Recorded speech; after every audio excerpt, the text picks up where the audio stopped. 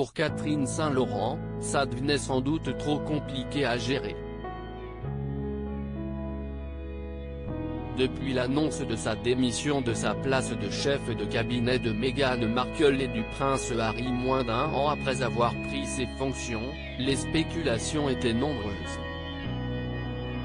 D'après les informations du Daily Mail, celle qui avait été embauchée pour seconder les Sussex dans la gestion de leur fondation Archewell aurait pris la décision d'arrêter cette collaboration se sentant obligée de remplir des missions qui dépassaient sa fonction. Je pense qu'elle avait le sentiment qu'elle devait remplir de nombreuses fonctions pour le couple qui n'étaient pas nécessairement dans ses spécifications professionnelles, a ainsi confié un proche du dossier.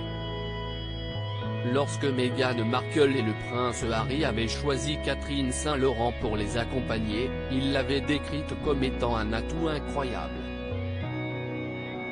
Nous sommes ravis de l'avoir dans notre équipe, avait-il poursuivi. Si aujourd'hui elle n'occupe plus le poste de chef de cabinet, elle devrait tout de même rester proche du couple. En effet, elle conservera un poste de conseillère senior auprès des Sussex mais sera plus en retrait. Elle continuera à apporter des conseils de stratégie de haut niveau à Archewell, qu'elle a aidé à lancer et construire, durant l'année écoulée, avait déclaré un porte-parole de la fondation. Meghan et Harry n'ont plus de représentation en Grande-Bretagne. Catherine Saint-Laurent sera remplacée par l'actuel responsable des communications du couple au Royaume-Uni, James Holt. Pour l'heure, ce dernier ne devrait pas être remplacé.